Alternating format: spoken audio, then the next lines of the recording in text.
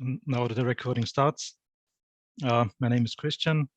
I'm the author of the monthly summary, and the post, if you don't know it, check it out. It's an overview. It's a summary of the happenings, of the events, of the news from the Centrifuge ecosystem.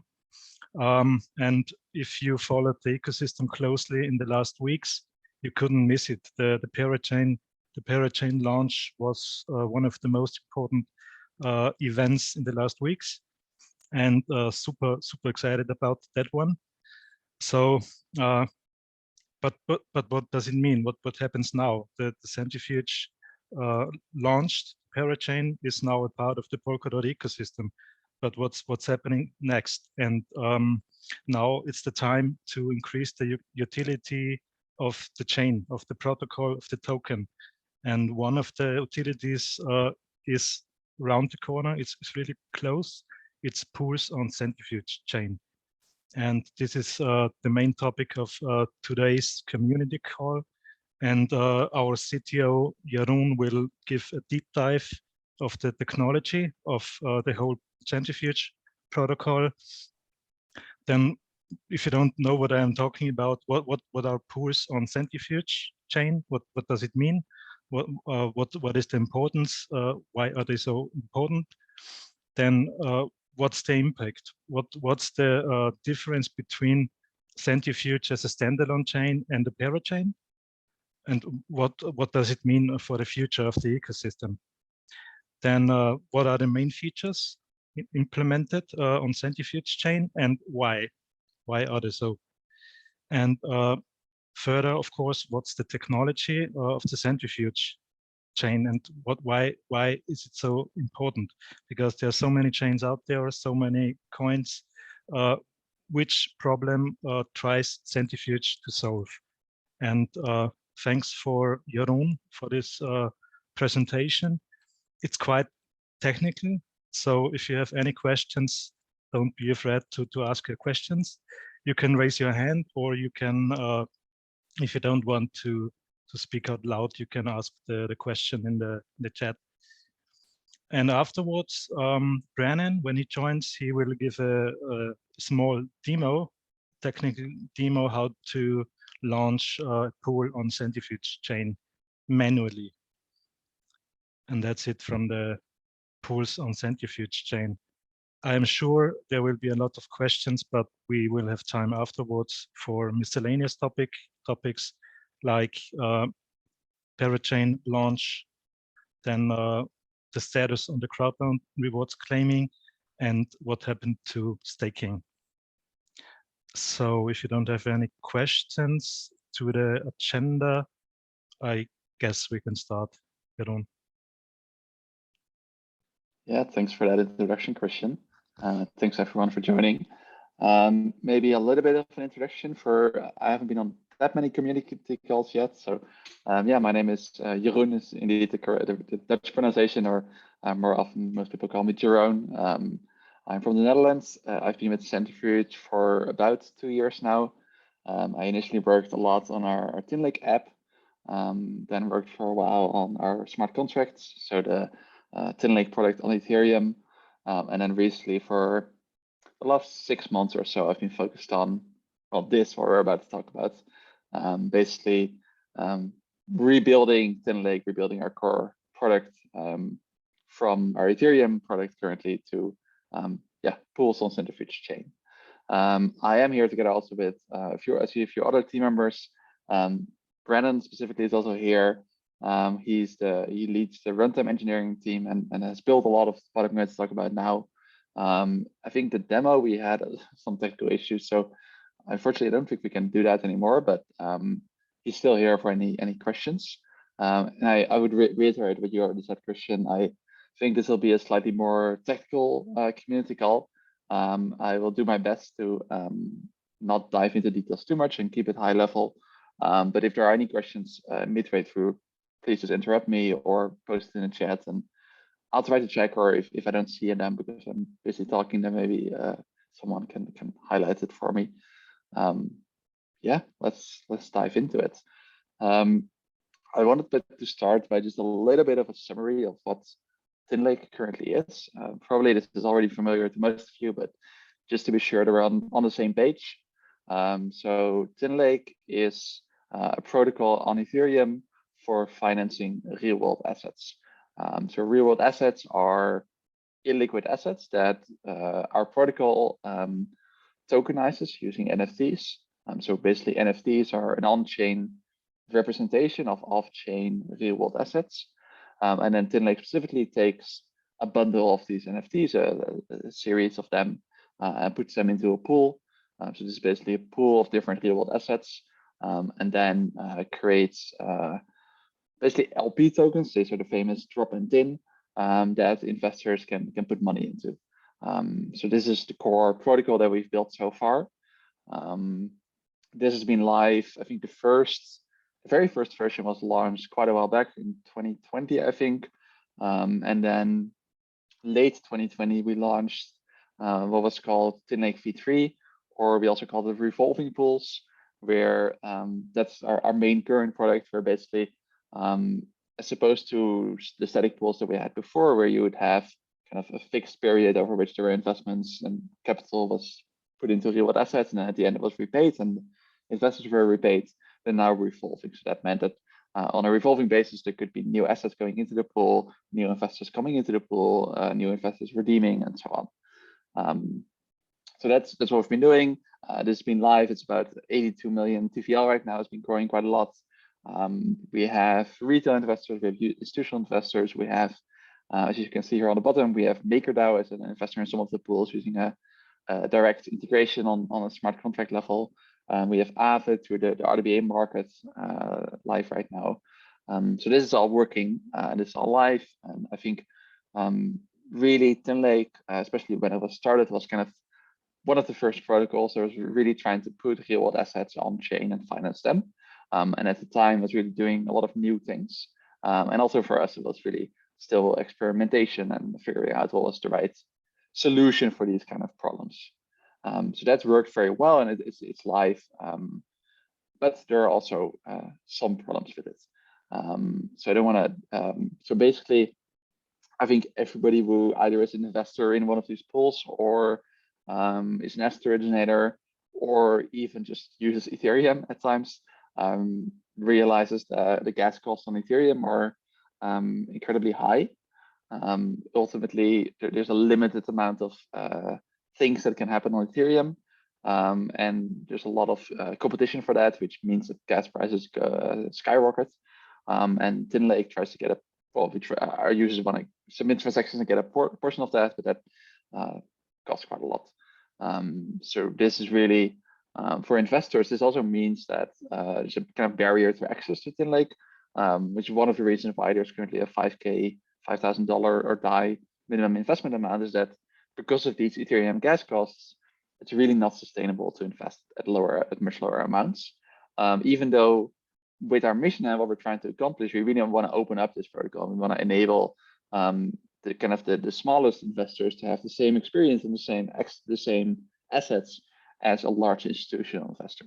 And that's simply not really possible on Ethereum mainnet. That's one big problem that I think everybody is aware of. Another problem that we're running into is that the way the protocol was built on Ethereum is basically, there's a set of smart contracts that enable this protocol to work. It's about 20 that run a single pool. And every single time a new pool needs to be launched, all of these smart contracts need to be deployed again. We're talking about many ETH per pool to deploy this. So this is incredibly expensive. This is a lot of work. And what this basically also means is that, again, the barrier is very high. We can't just, or it's really not viable to just launch a small pool and give kind of an SME the option to just experiment with this and try to find some small financing. There's a higher barrier of entry that needs to be overcome. That's the second big problem. The third is that this product is very much designed with specific requirements. One of them being, if you have ever interacted with TinLake, it's currently always just drop and tin, the two tokens that you can invest in. This is what we call it through the tranches of the pool. Basically, tin is the higher risk but higher yielding token, and then drop is the safer, lower yielding token. And it's always fixed to these two tokens. And that makes sense for a lot of use cases, but it's also certain use cases that either don't want to have tranches, so maybe just want to have a single token, or actually want to have more than two tokens. And that's currently not possible. The other problem that with the current product is that it's built specifically for what are called bullet loans. So when you kind of tokenize an asset that's in the real world and you put it into the protocol, and then you try to, then you would create a loan for it. The type of loan that we currently supports, a bullet loan, is basically you borrow something now, and then at the end of the maturity of the loan, you repay the entire amount plus the interest. And there's no really good option to actually pay interest over time, or to have other kind of loans. So that's another kind of limitation in terms of the kind of asset classes that can be supported. So yeah. And then finally, and this is something that especially I think all the engineers working on this, or people like issuers that are integrating with this, or everybody really involved on a technical level can notice, is that TinLake is a very complex product, in part because it's evolved from where it originally started, right?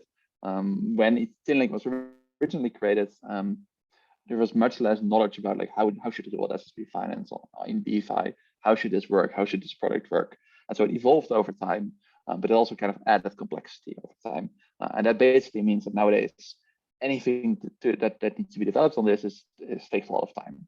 So yeah, that's those are the kind of issues that we've encountered in the last so many years. And we started thinking about where does it make sense for us to go next. And so we actually already launched Centrifuge Chain, our substrate-based blockchain, in April or May of 2020, I think, seeing that this was something very early, but was a new kind of paradigm for creating blockchains that would potentially allow us to solve a lot of these problems. So getting to the next slide, Centrifuge, as I said, has been live for a while.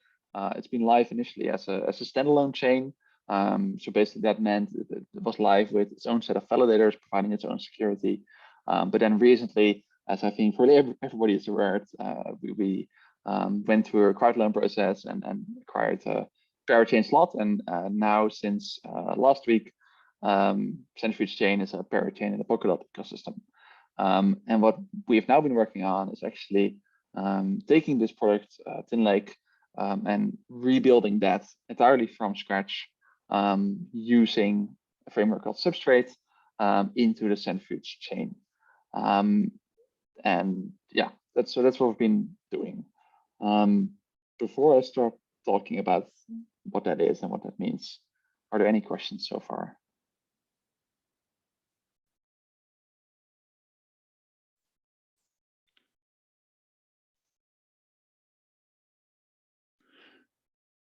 Alrighty, then I will talk about what this means. So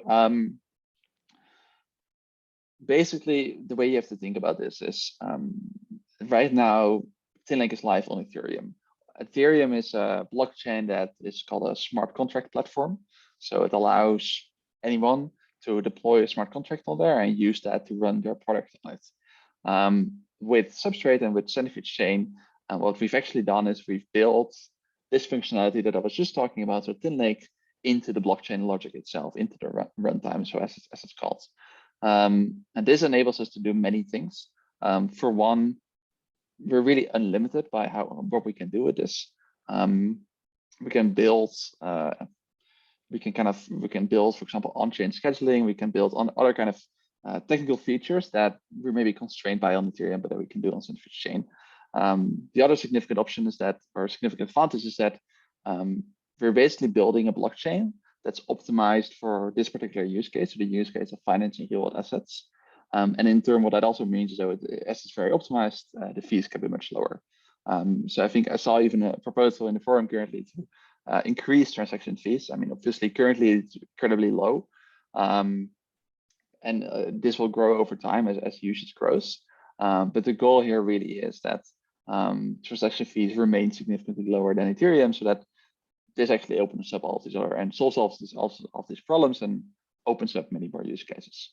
So yeah, that's where we want to go.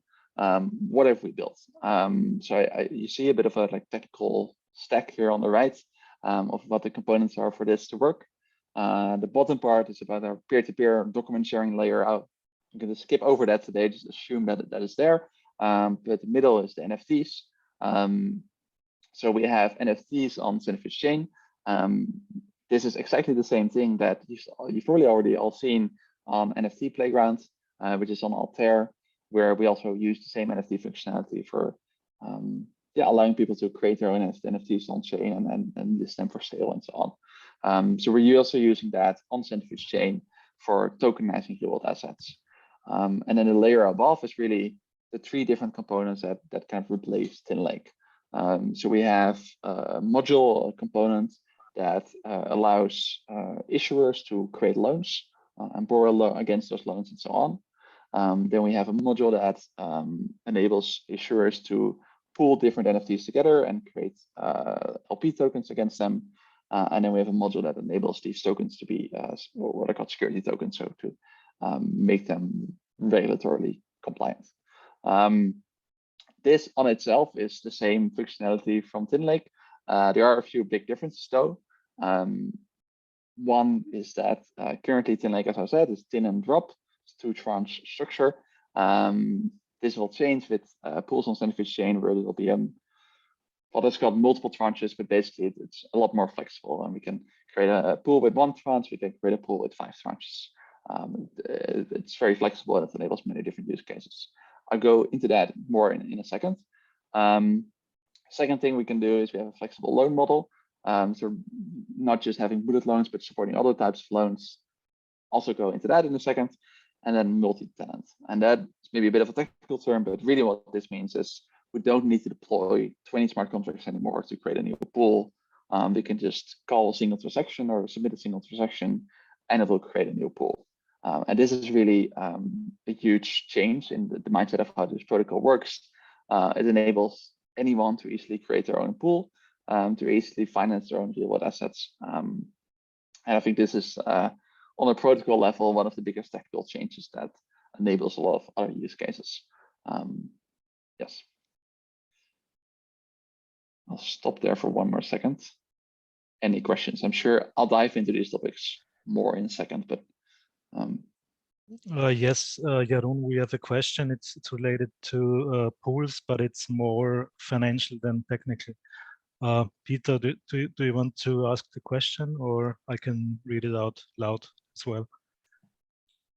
Sure, I don't mind reading it out. I suppose we can see real world assets getting more and more traction. They're getting a lot more eyes on them now, especially from bigger entities.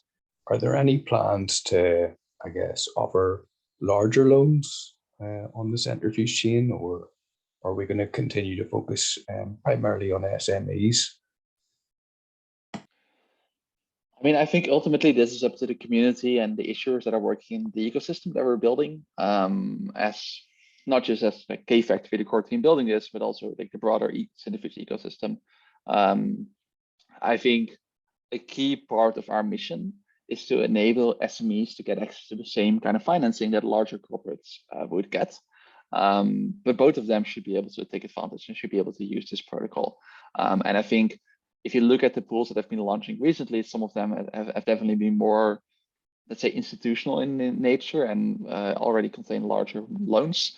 And I think as we grow and as the protocol moves to Centrifuge Chain, and as we grow this protocol and as we grow the usage of it, I honestly think we'll go in both directions. I think there will be larger, more institutional pools going online, run by kind of people with a lot of experience in structured credit in traditional finance, that create larger pools with larger loans. Yes, I think at the same time we'll see many smaller pools with much more focus on SMEs that can finally take advantage of this because the technology now allows it. I think both directions will be possible.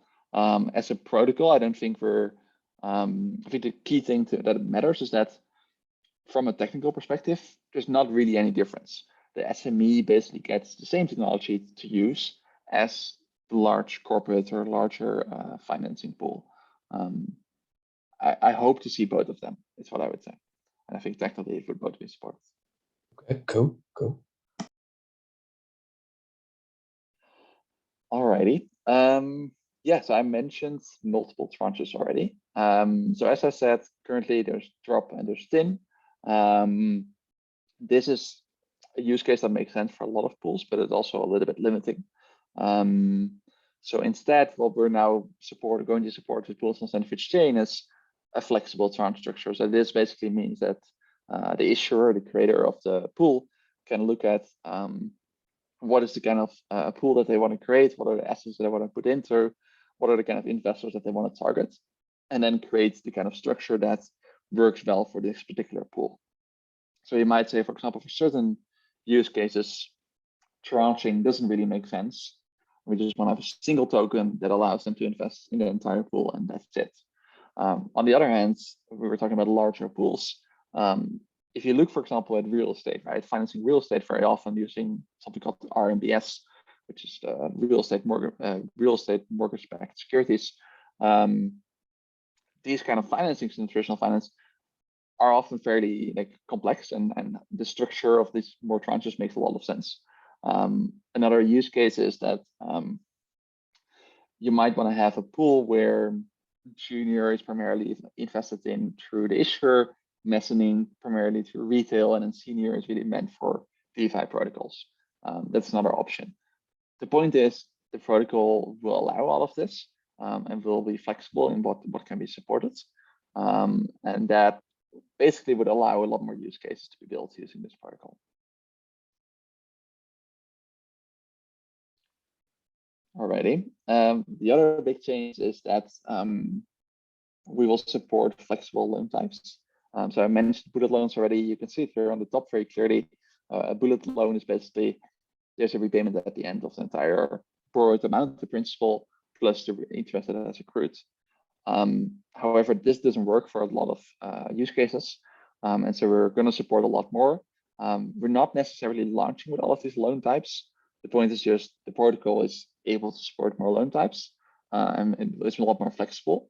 And we can work with issuers over the next years to actually implement the loan types that they need, but also it will be customizable. So if an issuer needs a certain very specific loan type, then they can integrate it themselves at some point. To give you some examples, one loan type might be an interest-paying loan, where basically every month there's a little bit of interest paid, which makes sense for a lot of real-world use cases. Another one at the bottom is a fixed rate. Maybe anybody who has a mortgage knows this. It's basically where you're paying off a little bit of the principal every month, and as well as paying off a little bit of the interest. It's very detailed. Really, the point here is it's more flexible, which allows more use cases and different kinds of issuers to use this protocol. Alrighty. I mentioned it already. It's multi-tenant. It allows people to easily launch a pool. I want to repeat this because this is really a huge change. We're going from the current state where it takes us weeks of work to launch a pool, a lot of money. It's very, very costly. And the management of these pools also is quite a lot of work. And we're going to change that immediately to a protocol where, well, actually, we're building an app for this as well. We're building a new UI for this. And there's going to be a page in the UI where someone can create their own pool. It's going to be pretty much as simple as that. And what this will enable is really to allow us to decentralize this pool launching process. There's going to be more announcements on this soon as well, but really what we want to do is we want to build the infrastructure layer for financing real-world assets on the blockchain, and decentralize the actual running of these pools and the actual launching of these pools as much as possible to the broader Centrifuge ecosystem. And it's really, this would have been completely impossible with TinLake, and it's instantly possible with pools on Centrifuge Chain. And that's, I think, really cool and really exciting, and also really cool to see where the community is going to take this, because really, if as a community we want to launch focus on certain kinds of pools, like coming back to the question before about the larger loans, well, the community at some point could then decide to focus on these kind of things. And that's really exciting. Another big change that pools on Centrifuge Chain will allow is to actually increase the on-chain transparency. So what does this mean? Well, currently, if you look at Tinlake pools and you go to the app, there's definitely a limitation in terms of the information that you can see there. And there's different reasons for that. One of them is, for example, that in many cases, the actual loans in pools are kind of relatively large loans. And that's really because, let's say you have a loan or like you have a pool of consumer invoices of worth on average $100. If you were to create individual NFTs for that on Ethereum, you would completely go out of ETH because of gas costs. So it would completely be unsustainable. With Centrifuge Chain, this will be possible. You can create very granular NFTs to really represent individual assets, and it really allow investors to see what's going on in this pool. What are these assets that are backing my investments? What are they representing, and so on. So it's a quite significant change as well. The combination of the things that I mentioned before, multiple tranches, multiple loan types, all of this new technology will also allow us to support new asset classes. Going beyond, we already have quite a few different asset classes in Tinlake, but the real world asset market is huge and there's many more places to go. And I hope that all of that can now be supported with the new protocol. And finally, yeah, I do want to mention SMEs as well. I do think the fact that launching a pool will be so much more easier, running a pool will be a lot cheaper and will be a lot more sustainable and a lot easier as well, will allow SMEs and smaller entities to more easily use this protocol, which I think is a core part of the mission that we're trying to achieve, to really give SMEs or smaller parties the same access as large corporates. Yeah. Alrighty. Final slide on the next steps and the status of this. So we've been working on this for quite a while. Started initial conversations on how we were going to do this more than a year ago. Started really building this, or have mostly built this in the last 6-7 months. And we recently completed our audit of the core product, of core pools on Centchain, and it was quite successful. And what we're doing now and what we're really focused on is actually improving the product based on the feedback from the audit and based on internal audits as well. I think what is really important is that, and I'll talk about this in a second more, is that for us, pools on Centchain is the future of where our product is going to go. And we want to make sure that this is an incredibly solid foundation that we can build many other things on top of in the future.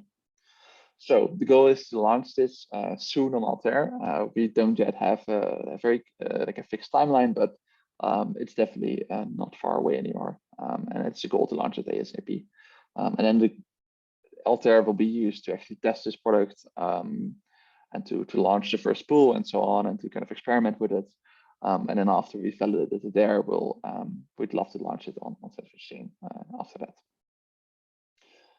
Final slide. I mentioned it already. I think pools on Centrifuge Chain is the foundation for what's coming next. That's a really important point. I mentioned as well that Tinlake has been very complex and difficult to build on. Really, we see pools on Centrifuge Chain as the V1 of our product in many ways. This is the foundation that we have learned is what is needed to bring real assets on chain, but there's many other things that we still can do and that we want to do. If you look at this is an image from the roadmap blog post that Lucas posted a few weeks back. The things that we want to do in the next years are building index tokens, finding liquidity for the CFG token, building the underwriter token to increase trust in our assets, transferring liquidity from transferring our tokens to other chains and finding liquidity for them. There's many things that technically we want to do, and for us, pools on Centrifuge Chain is really the foundation that will allow us to do that. Yeah, I think that's it. Are there any questions? Hi, this is Hong. This is Hong Fan. I have 2 questions, if you don't mind. Mm-hmm. I obviously come from the TradFi world. So I have two questions. Like, what's your target buyer of the drop token and tin token, and why you introduce the more complex structure as senior mass and junior tranche instead of just stick to this senior and junior tranche? Thanks. Yeah, I mean, maybe someone else from the BizDev marketing team or could also elaborate on this. I think one important thing is that the tin token is providing what is called like a first loss position for the issuer of the pool. So basically, it enables the issuer of the pool to take and to have an investment in a pool that aligns their incentives and make sure that they have skin in the game. And that's really important for these pools to work properly. And that's one reason why we have this structure today. And I think if you look at drop versus tin and what are the investors that are targeting this, it's very varied. Both in drop and in tin, there's retail, there's institutional capital there. The one exception is that DeFi protocols like Maker and Aave, they're really interested in the drop token. They're really interested in the slightly lower yields, but more safer yields. And that's what they're looking for. So that works very well for them. The reason for introducing more complex structures is really to open up new possibilities. It's up to the issuers to see what they want to do with this. For us, I want to emphasize, like, we're trying to build a technology infrastructure that enables these things. We're not trying to figure out exactly how people are going to use this, and ultimately, it's not up to us as well. So I think it's exciting to see where it's going to go, and I don't know 3 years from now how most pools on the Centrifuge Protocol will be structured. That is not up to us. We're just providing the technology that enables it.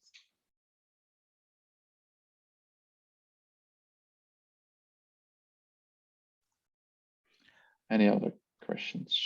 Yeah, thanks, Jeroen. There are questions, but the first question is more about staking. Did we already go over marketing and how to attract users to the product? Staking the CFG token with less technical abilities being addressed. Yeah, maybe we can talk about this question later because the agenda is not that tight today. And the other question is from Nick. You can define the pool the way you want. If you don't need one, just a second. Yeah, that's a follow-up to Hong's question, right? If you don't want three Yeah. tranches, you don't need three tranches, or you don't need to implement three tranches, right? 100%. It's up to you. I think the default for most pools will probably still be 2 tranches. Really, what the protocol allows is to create a pool with 1 to, I think we'll support up to about 4 or 5 tranches, but that's a lot. I think most pools will have like 1, 2, or 3 tranches is probably what will be most often used. Yeah, we're pursuing many that are 3, an occasional one that may be 4, but that's the oddball for sure. Yeah, there's one feedback from Sata. I can confirm it. These new features are amazing, and they are. Thanks for the presentation, Jeroen.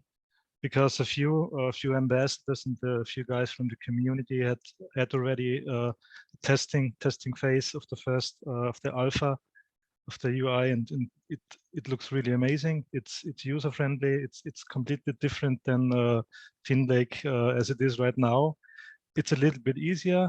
You need to know where to click, where to choose which tranche and so on, and which drop token. But yeah, with the time you understand it, and that's quite good.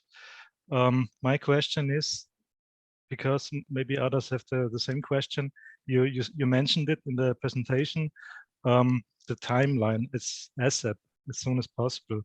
You said this is the alpha on the Centrifuge chain, and then it will switch, it will move to Altair, and then I can imagine when everything is fine, maybe there are some hiccups on Altair chain, then it will move back to Centrifuge chain.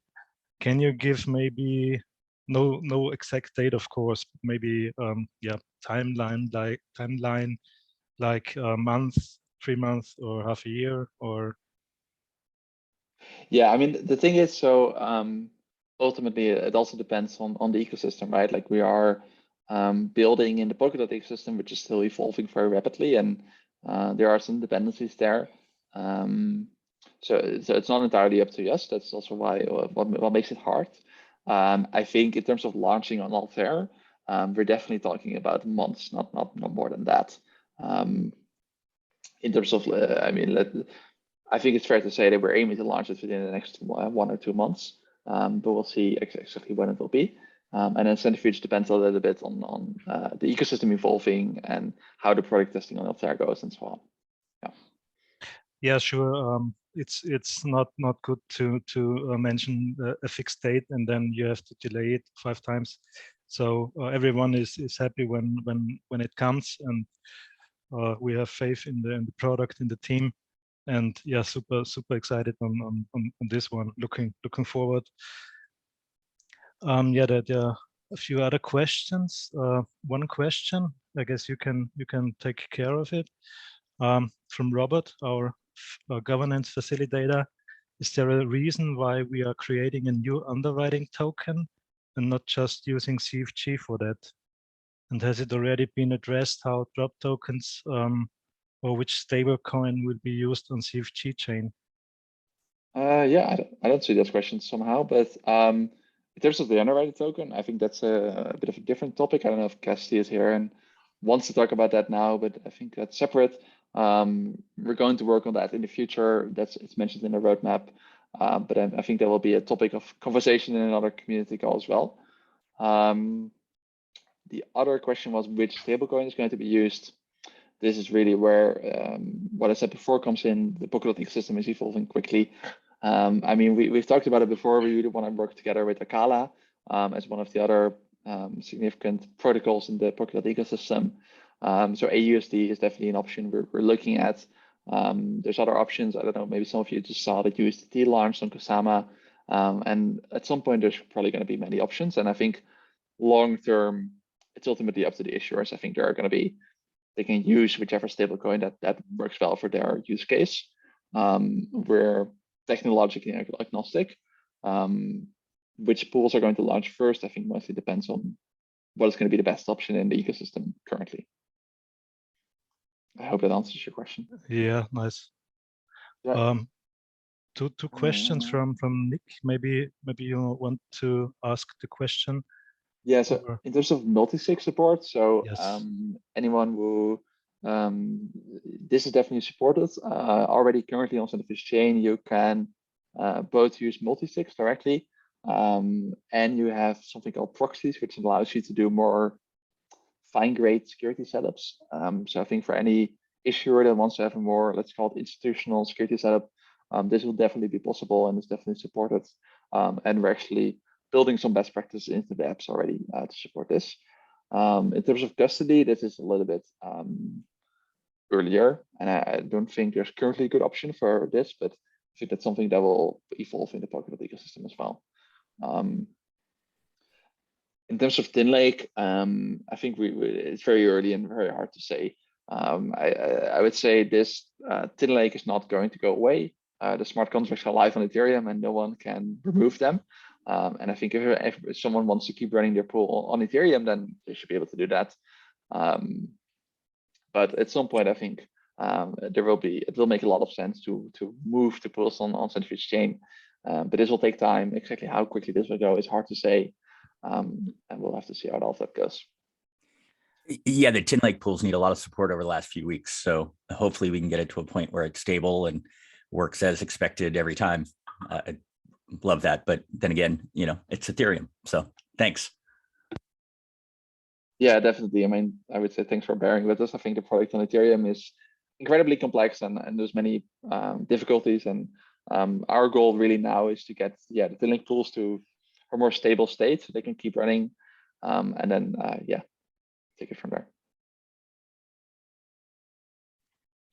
Yeah, in my opinion, there's no need for Ethereum to go away. There's enough space for Polkadot, and Ethereum. So there's no need to compete with Ethereum. The space is big enough. Mhm. Okay, any more questions on the really technical input? But it was very well explained. Jeroen, Thank you. I guess the one question by Justin is just. Yeah, I guess the answer it fit perfectly. okay. I have nothing to add to that. Yeah, then thanks a lot, Jeroen, for the deep dive into Centrifuge Chain, into the protocol. Really looking forward when it launches finally. And then because this is one of the biggest use cases. Pools on Centrifuge Chain, much lower fees. The asset originators will be very happy. The investors will love it as well. Mhm. So that's the big disadvantage of Ethereum, not being that cheap as Polkadot. Okay, if there is no more question on the topic, then yeah, unfortunately, Brianna can't show the sort of demo. So we have 15 more minutes for miscellaneous topics. I don't know if anyone has something really urgent to talk about. Otherwise, I've written on the agenda. Maybe Miguel or someone can give a short update on the Parachain launch progress. If everything went fine, or the crowd loan claiming when it will happen. I don't know if Miguel is in here, but I can give an update. Miguel is here, but you can move forward. Miguel, do you want to give an update? I don't see him in the participants. Okay, then he disappeared. he started, but then he disappeared. So you can give an update. Thanks. Yeah, the launch process, I mean, the migration went really well. There's just one of the hiccups, I would say, is what Miguel posted in governance, I think 2 days ago, which was this bridge account that needed to be updated. So I think that's fixed now. And then the other thing that's still pending is, I think what a lot of people are excited for is the crowd loan claims. So that should be coming next week. And that was, yeah, I think with the migration, there's always unexpected things. And so just some delays with additional testing on that on our side to make sure that everything really goes smoothly once it actually launches. So we're just taking our time there and not rushing it through. And then the other thing that I'd love to mention is we have this proposal now up on the forum and a new blog post out, both giving some instructions on how to claim your crowd loan rewards, but also pointing out, yeah, thank you, for, yeah, the link is now in the chat if you want to go give some comments there. Would love to have some discussion around this proposal. There's two main aspects. One is turning on protocol fees, and the other is implementing staking for pools. I think to Justin's question earlier, and my answer there on this exciting update for new pools that are looking to launch on Centrifuge, I think this staking part of this proposal will play into that update as well, where basically we're really just looking to open up and decentralize even more how pools can launch on Centrifuge.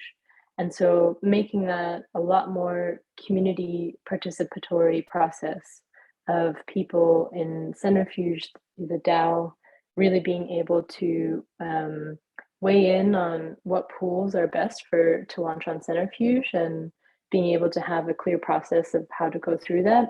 And finally, with the on-chain aspect, this proposal is then to have staking implemented on Centrifuge Chain that CFG holders can stake to be able to open up a pool to actually then start accepting financing in any stable coin of the pool's choice. So that was another one of the questions is, yeah, there could be lots of different stable coins that are used. Yeah, so I mean, this is a pretty big proposal, and there's no rush, I think, on implementing any of this. So very much in the discussion phase right now. And so just welcoming and asking for feedback, for questions, comments, anything that this proposal brings up for you, that you can go over to the governance forum.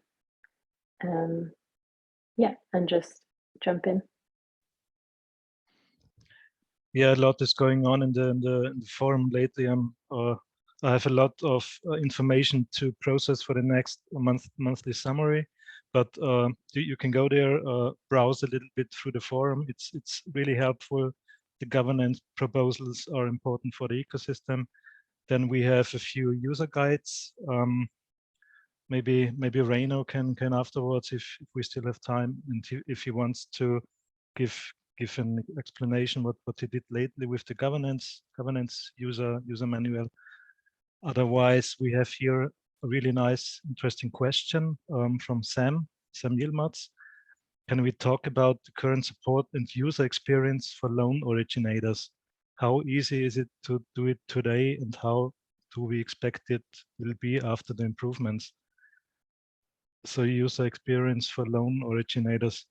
Maybe this goes into the proposal Colin has implemented or is going to implement in the forum.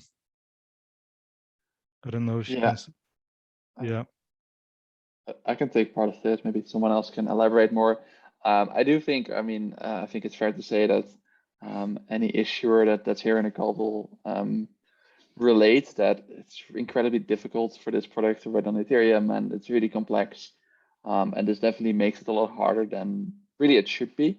I mean, I think the fact is we're building something new and we're experimenting, and it takes time for this to evolve to a stable and mature product. And I think all of the loan originators today are really kind of pioneering this together with us, and that has some additional challenges. So it's not easy, it's not straightforward. There's a lot of things that, for example, can't be managed using the UI, and we need to do it through smart contracts or stuff like that. That really should be entirely automated. This is all going to change quite significantly on Centrifuge Chain locally. It's really built up from scratch with the learnings that we've had on Ethereum. As I said, launching a pool is as simple as using the UI. The entire pool can be managed as well in the same UI, where we've already designed all of this and we're working on building this. And I think the main challenge still will be that running an actual pool is similar to running a credit fund in the traditional finance space. And that is not easy. That has many complexities to it. But the actual user experience through our UI and so on will definitely be an order of magnitude better. And I think I'm very excited to get there, and I'm sure all of the issuers are as well. Yeah, I think that I hope that answers the question. I don't know if someone else wants to add there. Thanks for that. Yeah, that's my impression as well. That after the launch, there's a lot of hype going on. A lot of new features are going to be implemented in the future on Altea and on Centrifuge Chain as well. That's really exciting, because Sata has a question on a possible feature for investors to generate a report on the interest earnings for tax reasons. Yeah. This would be really a nice tool. I don't know if this is possible for the future on Centrifuge Chain, Pools on Centrifuge Chain. Yeah, definitely. We've heard this request before, and we have made some progress on this also on the Ethereum, but it's not entirely done yet. For the Centrifuge app and for Centrifuge Chain, this is something that we've also designed from the start to be incorporated, and it will not be included in, I think, the first iteration of the app, but it's definitely the goal. Well, let's say that I think we want to have this built and released before the end of the year, so you can use it next time or next year. it's definitely something that's on our mind, on our backlog, and something that we want to develop. And it's going to be there. Yes. Perfect. Maybe I can also take the next question. Yeah, sure. I saw a question about KYC. Yes, there will be KYC required on pools on Centrifuge Chain as well, for the same legal reasons that are required on TinLake. However, I do hope and think that the minimum investments amount can be lowered. I think there are different reasons for these minimum investments amounts. The cost on Ethereum is one of them. Another one is the cost of KYC and the cost of the whole legal process. But we're working hard on lowering that, and I definitely hope and think that this will be lowered soon. Yes. Perfect. Thanks, Jeroen.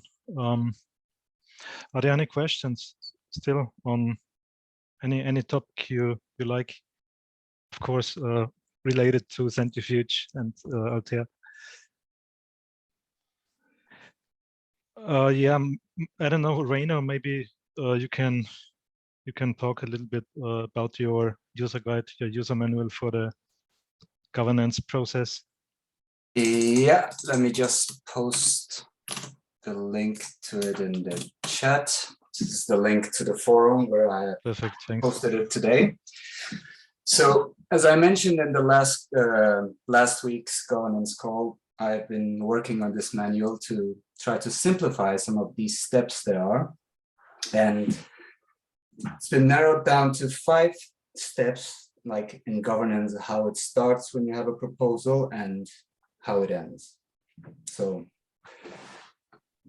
let me see here. So it's all in the manual, so I'm not going to spend too much time on it, but there are like these 5 steps that start with a discussion in the forum where everyone can participate and give their opinion. And then it goes to a poll also in the forum. So there are these 2 steps that are off-chain. Sorry, feeling a little bit under the weather, so bear with me here. So 2 steps that are off-chain, which means that it takes place in the forum, and then it moves on to the portal where you create a proposal, and that eventually becomes a referendum that all token holders can vote on. Sorry, I might have to end a little bit earlier. My voice is not the best. So basically, it's all written in the manual with a lot of visualizations and explanations. And I try to keep it in a very simple language, so it's as easy as possible to understand for like an average user that is maybe not so tech savvy. So, and if there are any questions to the manuals or anything you believe is missing in it, feel free to drop a comment and I will add it to the manual if needed. Yeah, thanks, Rainer. I can highly recommend to browse a little bit through the user manual section in the forum. It's really helpful, especially for newer users, for investors new to the ecosystem. A lot of information is there. How to create an account, for example, staking. Okay, staking is not the same any longer, but yeah, really nice and helpful information. You can write a blog post on your own, so it's not only limited to ambassadors or moderators. If you have some topic you want to post there, you can do it. It's a place for the community, from the community, and for the community. So if you have something you want to contribute, we appreciate that. What's wrong with rain and gray skies? Yeah, it's nice. I like Ireland, but Spain and Portugal is a little bit more warm. It's better for your health, for your voice. Okay. Yeah, actually, we are quite good in the time. We have 2 minutes. So if you have any more questions for Jeroen or for the team or for anyone else, so it's your time to ask it now. One last question. what would it look like from Sam again? What would it look like for us if we were to think about offering more support to loan originators now? Yeah, that's a good question. That's a really good question. I don't know if anyone calling is not here from the business development, but I guess this is in the works. This is something on the radar. So stay tuned. I can say there is something coming hopefully soon to help the onboarding a little bit, but I can't say anything if it's ready or when it will come. Maybe Anna is here from the business department, business development. Otherwise, we need to postpone this question.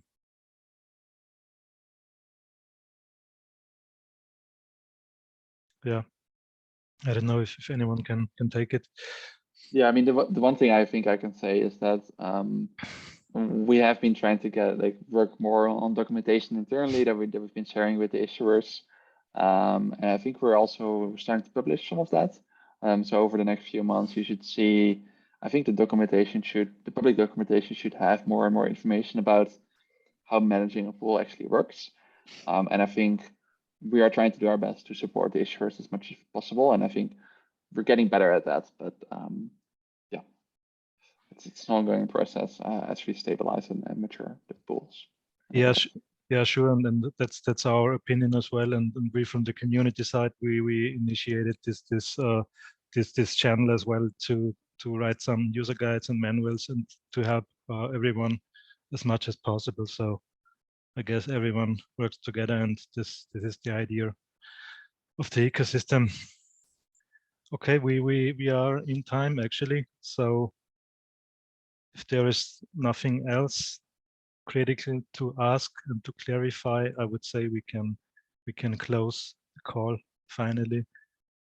We can stay. I will end the recording now, and I will stay, or we can stay here. Everyone who wants to stay here for a few minutes to chat a little bit. So see you soon next time. Danke, danke, danke. You're welcome, Nick. See you. Bye. Cheers. Thanks for joining, everyone.